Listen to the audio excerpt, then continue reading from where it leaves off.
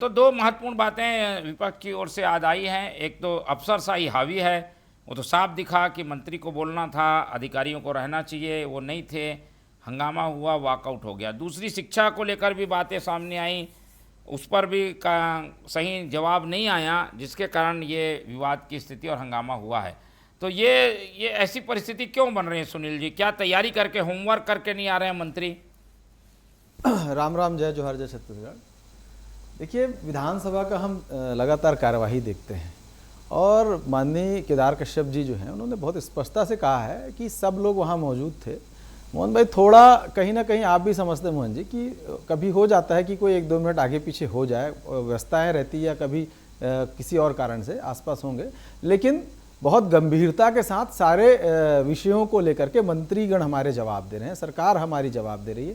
कांग्रेस मुद्दा विहीन है, कांग्रेस के पास कोई विषय नहीं है, इसलिए कांग्रेस केवल अफवाहबाजी फैला रही है और विधानसभा की कार्यवाही को बाधित करने की कोशिश, बार बार बहिर्गमन करने की कोशिश। अरे बहिर्गमन करने से क्या होगा? आइए चर्चा में भाग लीजिए और अपना विषय रखिए। भागते हैं आप लोग। अभी मैं आपको याद दिला दूं कि छत्तीसगढ़ के विधानसभा का नया भवन बना, नया रायपुर में पहली विधानसभा लगी। छत्तीसगढ़ के आने वाले विजन डॉक्यूमेंट पे चर्चा थी, कांग्रेस का कोई सदस्य नहीं पहुंचा। ऐसे भगोड़े लोग हैं ये कि भाई आप छत्तीसगढ़ के भविष्य के बारे में बात होनी चाहिए, आते अपना सुझाव रखते। अब यहाँ पर बोलने से कुछ नहीं होने वाला है। दूसरा, अब मैं आ जाऊँ नई शिक्षा नीति के विषय पर, बहुत बातें कही जा रही है। कह रहे हैं कि युक्तियुक्तकरण के नाम पर 10,000 से ज्यादा स्कूल बंद कर दिए गए।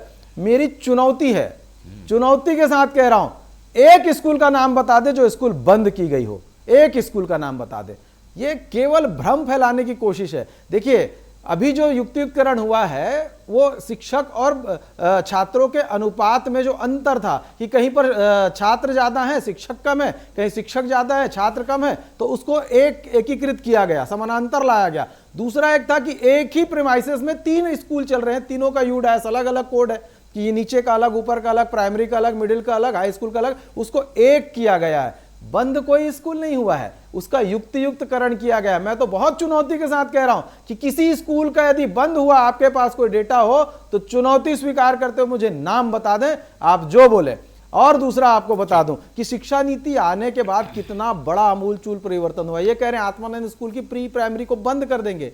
प्री प्राइमरी को बंद नहीं करेंगे। इस बार जो एडमिशन हुआ है वो चल रहा है, लेकिन आने वाले समय में 11,000 बालवाड़ी खोलेंगे। वो उसकी व्यवस्था करके केंद्र की योजना के अंतर्गत, नई शिक्षा नीति के अंतर्गत एक मजबूत आधार तैयार करना है बच्चों का, और उस मजबूत आधार को तैयार करने के लिए 11,000 बालवाड़ी केंद्र का खोला जाना है और उससे निकल करके बच्चे सभी स्कूलों में जाएंगे। केवल आत्मानंद स्कूल नहीं चलती प्रदेश के अंदर में, प्रदेश के अंदर में और भी विभिन्न स्कूलें चलती है। सरकारी स्कूल है, प्राइवेट स्कूल है, विभिन्न प्रकार की स्कूलें हैं, केंद्रीय स्कूल है। तो आप ये देखिए कि किस प्रकार से अफवाह फैलाती है कांग्रेस। कांग्रेस के नेताओं के पास ना सदन में कोई तथ्य होता है, ना जवाब होता है, ना ही उनके प्रवक्ता को यहां पर, अब इनका कोई दोष नहीं है। वंदना जी को तो जो दे दी होंगे स्क्रिप्ट, वो बोल रही हैं, लेकिन तथ्यात्मक रूप से यदि बात करेंगे तो कांग्रेस के पास कहीं पर कोई जवाब नहीं है। अगर आप छत्तीसगढ़ के हितैषी थे तो विजन डॉक्यूमेंट पे चर्चा करना था, अपना विषय रखना था, अपने सुझाव देने थे। उस दिन आप भाग गए, तभी छत्तीसगढ़ की जनता को समझ में आ गया कि छत्तीसगढ़ के विधानसभा के नए भवन के पहले दिन में जो सत्र हुआ उसमें कांग्रेस भाग गई। और ये बार बार ऐसे भागते रहते हैं, तो ऐसे नहीं चलेगा।